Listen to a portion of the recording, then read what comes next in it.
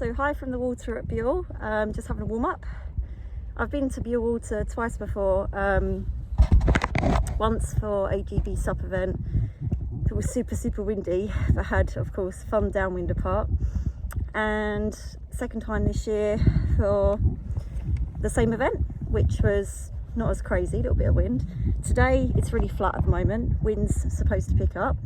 They've adjusted the course, so there'll be distance race, there's events for the juniors, and then there'll also be a tech race with a lot of turns. I'm not really a morning person, so it takes me a long time to wake up, just trying to get the coffee to kick in. Gonna have an energy gel, make sure I hydrate. Race briefing is at 10:30. Yeah, should be good. I'll keep you guys in the loop as we go.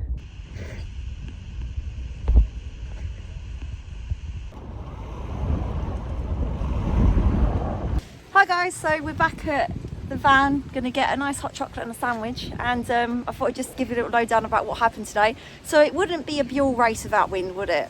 I mean, to be fair, the Bewl race earlier this year wasn't that windy like the year before, but yeah, so just as expected, the wind picked up. Obviously, as you guys know, I paddle in the wind a lot, but what happened to me on this race was at the start line I had dramas with my hydration belt. So I have a hydration pack that is a camelback one, and you can adjust the straps, and I've been playing around with it lately, but I keep having a drama for it digging in, and today was terrible. On the start line it was digging in round here, and I was like in such a faff because the pain was immense, and I nearly stopped to take it off, but I just tried to drink as much as I could in the bladder to get the weight down. But I'm now definitely going to get a waist pack, for sure. So that was tough. So I was really far at the back. You know, I was doing this race to enjoy it anyway, but I was a bit disappointed in myself at the beginning. And then after the first lap, we had a few turns and the wind really picked up. Yeah, so then I just kind of, I don't know, I got into the zone. Just imagine you're on the sea doing your thing, and ploughed through. So I'm really pleased that I ploughed through. Our whole team did really great. And now I'm going to have a snack. I don't know if the technical race is going to happen, we'll see. It's really cool, there's some juniors here, they've done a little bit of racing as well. I'm wearing Roosters as usual, so I've got the aqua fleece on. This is great at keeping me cozy, warming up and everything. Oh, by the way, I did a really good warm up today, but the problem was on land and off on the water warm up, but then I cooled down too quickly. So lesson learnt with that, but still glad I did it. And I'm wearing my new Thermoflex 1.5mm wetsuit, Poly Pro leggings underneath, Rooster Rash vest, and Rooster Thermoflex socks with Rooster low cut boots. And I've got this skater thing on. I'll get some better outfit pictures, videos. But yeah, it was a great combo actually. I didn't overheat, which was nice. Yeah.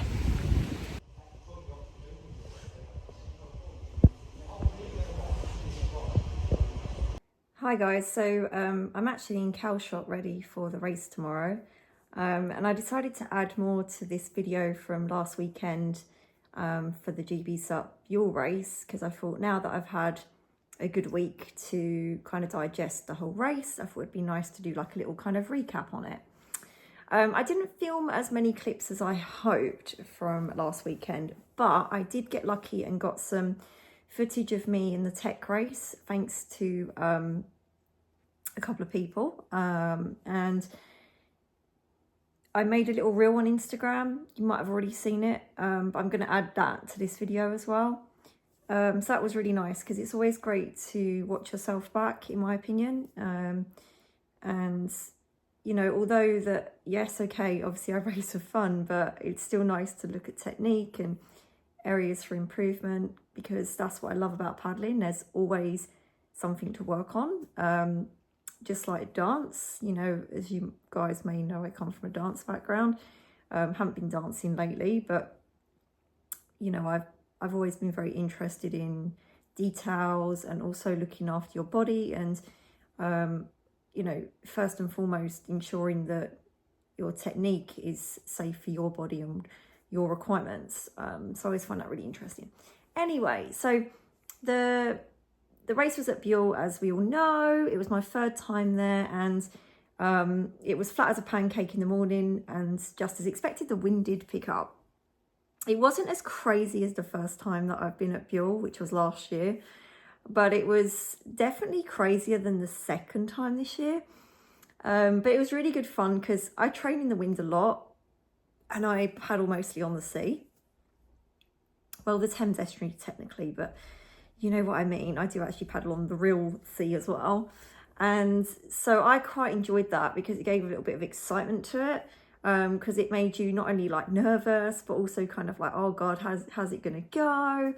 But the only downside was just getting cold really. So I wore what was right for me in the distance race. However, for the tech race, I got really, really cold. You know, when you sweat so much, then you cool down. And although I put layers on, because we had to wait a while for the tech race to happen, and I was doing exercises and stuff, I cooled down too much. So then I put my aqua fleece on, which worked a treat. But then the problem was a conundrum of, do I wear it to racing or not? Because as we all know, if you're going to race, you're going to get even hotter. But I was too cold to take it off, so I kept it on. And oh my God, I shouldn't have kept it on. Lesson learned, because I was boiling. I mean, I guess it's better to be boiling than cold, but yeah, it was kind of uncomfortable. And obviously you don't have time to take it off. So, you know, you're always learning these little things as you go. I find autumn a very tricky one to get right with clothing sometimes, because, you know, when it's hot, it's hot. You know exactly what you're going to do most of the time. If it's freezing cold, again, you know, you're going to need a lot of layers. You can take those layers off. Unless you're racing, then you can't really take them off unless you stop. But autumn can be really hit and miss, especially if you're doing like a selection of races in a day. Yeah, so I just thought I'd give my input on that. You know, really consider what you're going to wear and, you know, your preparation before the race, how you're going to warm up. I did a really good warm up this time, a good land one and a good on the water one. But the problem I faced this time around was there was a lot of time afterwards before, you know, the race began. So you've got to do your best to keep yourself warm, and that's really tricky. When it was actually, to be honest, it was a really cold September day. I've never felt that cold in September. But, you know, always learning these little things. But the other thing to consider is when you get off the water, how are you going to feel? What are you going to do? What are you going to eat, drink? How are you going to rest? How are you going to prepare, prepare your body for next time? If you're suffering from previous or current injuries, health conditions, you know, you've got to consider all of this kind of stuff. And having the appropriate fuel for your body, so nutrition-wise and hydration. So when I got off the water, I did eat and drink quite well, actually. I didn't really do many cool-down stretches. I'm definitely going to next time. But when I did get home, I had a nice Epsom salt bath. Absolutely love that. It's one of my faves, and that definitely helped. I also have a massage gun. There's many brands you can buy, but I have a Theragun, and it is really fantastic. And because in my day job, it's very physical, and I'm on the, like, I'm always traveling and stuff. I go for sports massage as often as I can. Anyway, enough about that. So yeah, it was a really good day overall. I'm very, very glad that I pushed myself and did that tech race, because I was a little bit like kind of nervous at first. I was like, should I, shouldn't I? But I just went for it, and I thought, you know what? If you don't like it, you can always get off the water. And that, you know, that's so true when you think about it.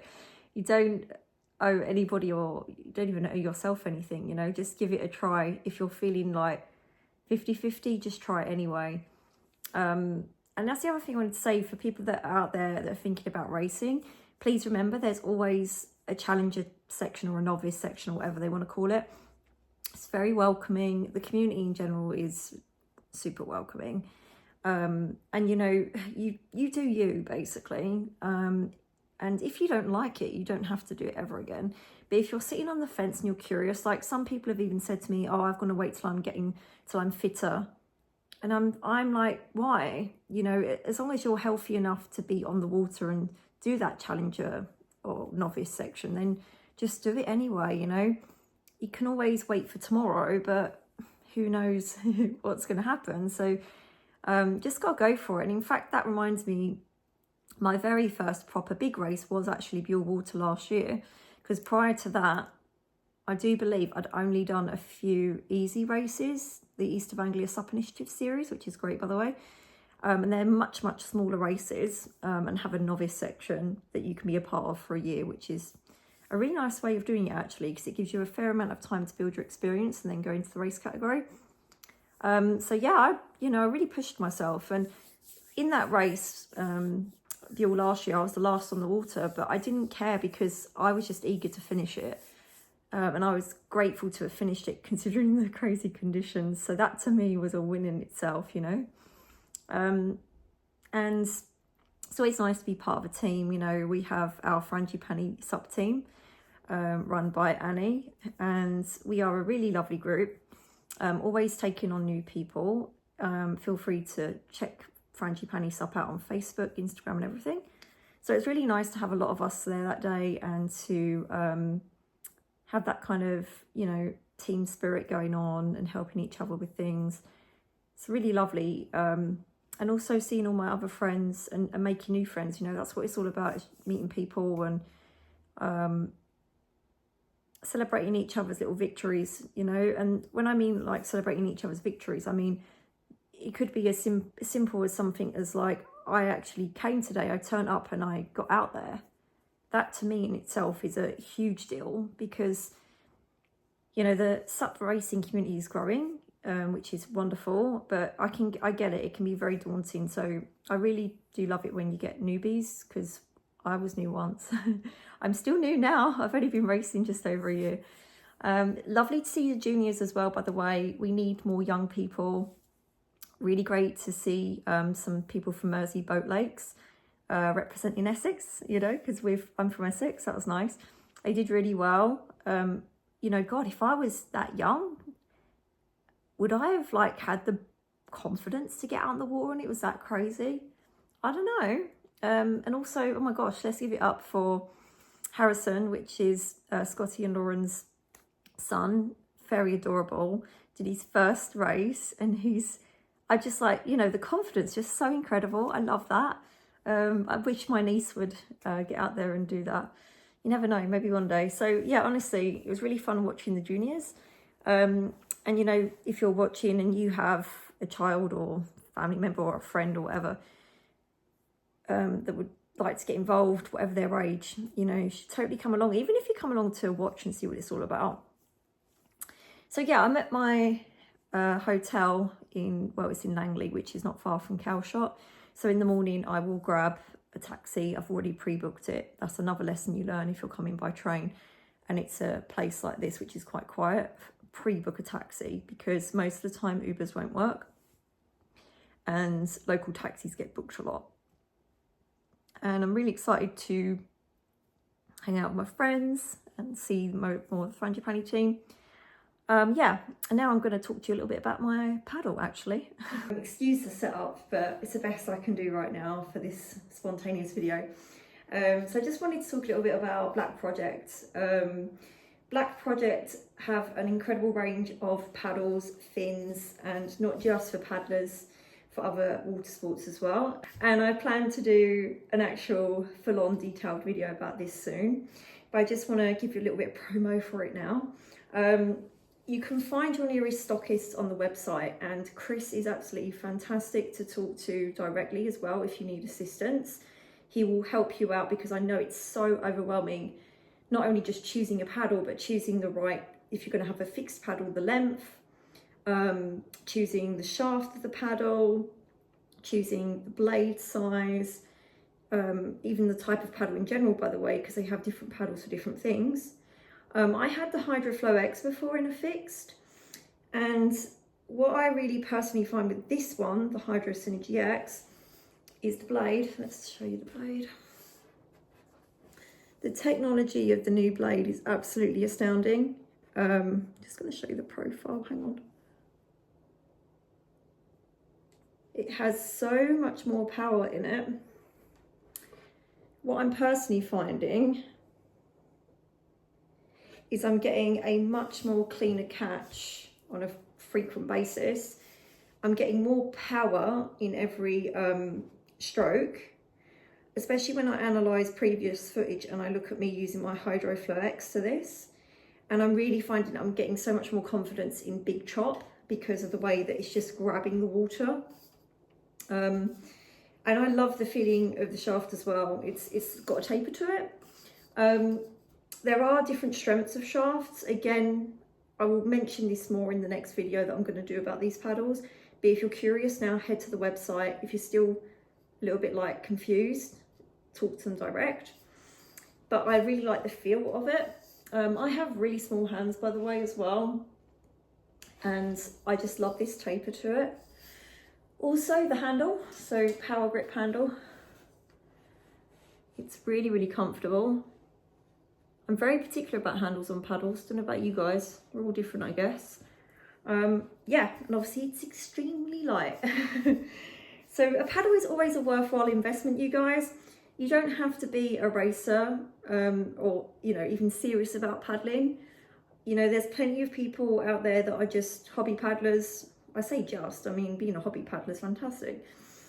And, you know, it can make such a change to your life. For me personally, it really helped me with pain that I was experiencing because I've got quite a few things wrong with me. I mean, haven't we all? But it was really helping me with that. I'm also very hypermobile.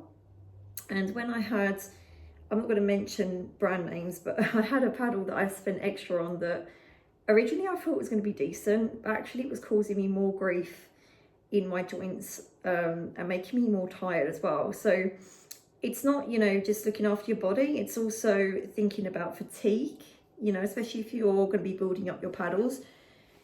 And also the other thing I find is just generally being able to get that more confidence building in your paddling and your stroke and your technique.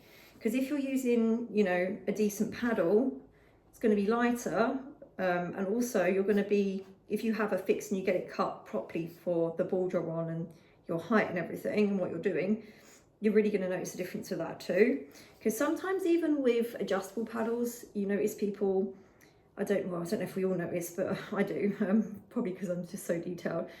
But noticing, you know, when people have got a paddle too long, too short, if they're having issues fully submerging the blade, which yes, as beginners, we all tend to do that anyway. But as time goes on, if you're still repeating these habits, you're just going to end up with things like going too slow. You know, some people exit at the wrong point as well. And it can cause injury. You know, if you're repeating a bad form when you're paddling, you're going to be overusing certain muscles. Yeah, that's enough waffling about that. So yeah, I really love it. And it's been doing really, really great worldwide, this paddle. The other thing I like about it is the design, personally. I like the fact that it's this colour, because another reason is my HydroFlow X is silvery. And when I do night paddles and I have my head torch on, it used to reflect off the shaft and it was really annoying. So that to me was a really good addition. You know, if you ever see me, you want to try mine, even though it's fixed to my height, feel free to have a go. And there's always demo places as well. So feel free to use the website to find your nearest stockist to try some out. Yeah. So I'll be doing a full-on video about this in much more detail soon, but I just wanted to promo them a bit, you know. Yeah, I guess that'd be the end for this video because I could waffle on forever.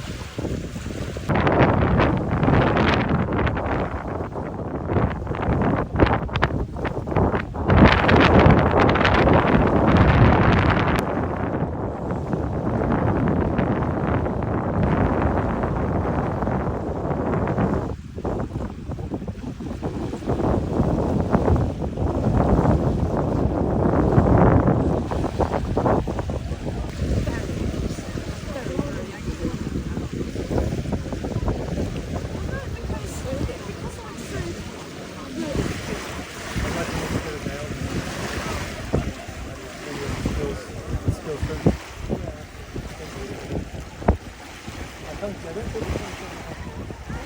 like to go on an e-foil. Yeah. My e-foil to take it out nicely. That's pretty pricey though, aren't they? What is that? It's only going to be Yeah, I mean, there's a whole website that's market in America.